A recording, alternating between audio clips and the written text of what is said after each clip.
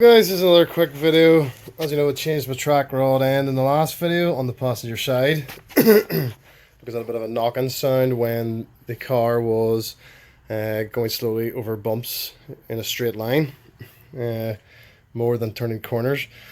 I put it down to the track rod end on the passenger side, the outer track rod end, replaced it, but the knocking sound was still there.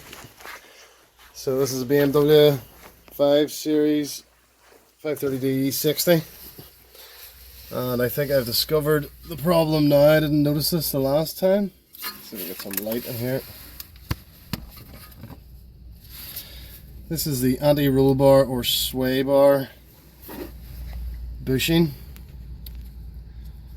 It looks like the rubber has perished and that is just full of crud in there. I don't know if that's definitely making a knocking sound or not, but I assume it probably is because there's nothing else that I can find wrong in here. That's the anti-roll bar there going into the bushes in there. I was going to change the bushes, but I think maybe this is what the problem is. So in order to take this off, you come around here.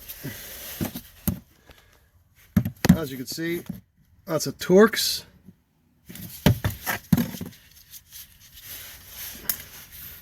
That is a Torx. Inside that, I don't know what size it is, but I'll go through them here and find out. So you need to clean all this down, WD-40 or penetrative oil, clean all the crud out of this little hole that you can see here. So you can fit your Torx into it. And in that case you can use your Torx socket to hold the ball joint still while you loosen that nut there. If you don't hold up the Torx, the whole thing just spins, you'll never get it loose. And it's exactly the same down on the bottom here.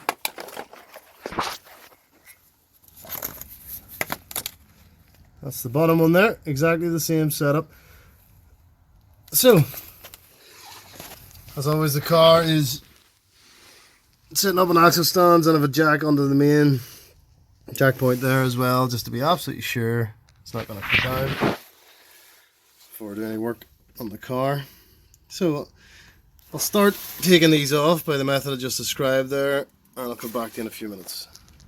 So just to give you an update there. I used this T30 Torx, put it in there. That stops the ball joint from spinning while I use the 16mm spanner to take that nut off. It all worked out quite well. Did exactly the same thing on the bottom there, if you can see that. See, it's now just popped out. It actually just popped out. The car's off the ground, both wheels off the ground. And I thought there'd be tension on the sway bar or anti-roll bar, but this just came out without any issues. So there's the anti-roll bar link there, and as you can see, it's screwed all the crud of the days in there. That probably is what giving me the knocking sound. As you can see there, there's a Torx fitting. I had to clean that out as best I could with penetrating oil and some tweezers. Exactly the same on the bottom, 16mm and a T30 Torx on the end of my ratchet. Basically now putting the new one in is just the exact reverse.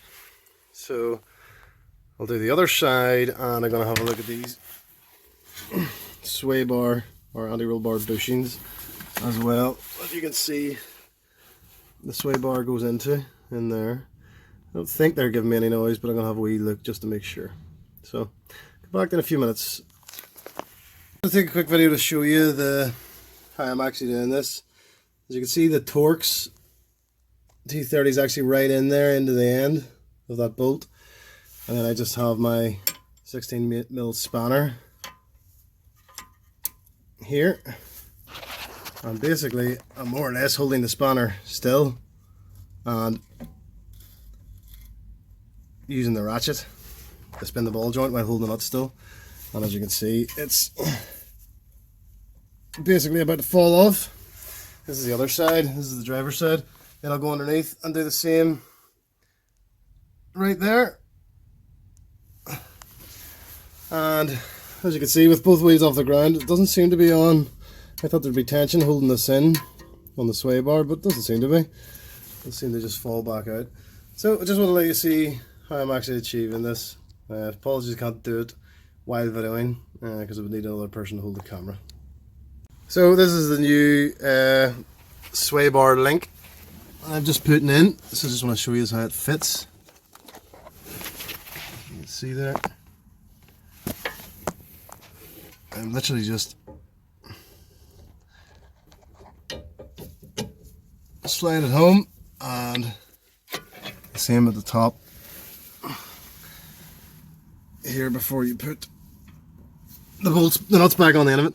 If it doesn't fit in, you will have to maybe lift this wheel hub up with your jack so that that lines up with the hole, then you'll be able to slide it in easily. So we'll bolt that on, come back to it. So just an update, I'm doing the other side here, and I realised after I'd put that on that I'd actually had it on upside down. So I've turned it around now. I figured it out because the old one has this sort of shim at the top, this spacer washer thing. That has at the top, but doesn't at the bottom. So, because they're different makes, I sort of had it mixed up. So, just got to slide this one in the same way as the last one and tighten them up. Alright, so I just wanted to show you this here. That's the new anti-roll bar link on. Basically just had to lift this anti-roll bar slightly in order to make that fit on one side, but the other side went on no problem. I've tightened them up. I don't know what the torque setting is, so I've just tightened them up so they're fairly tight. And there's it up there as well. So that says it's a 530D BMW e60 model. Was quite easy to do.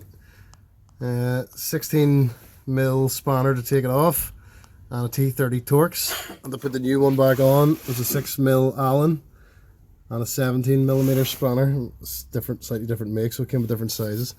Well, that's it. It's fairly easy to do at home. Save you paying for a mechanic. Hopefully somebody will get a bit of use out of this video. Thanks now.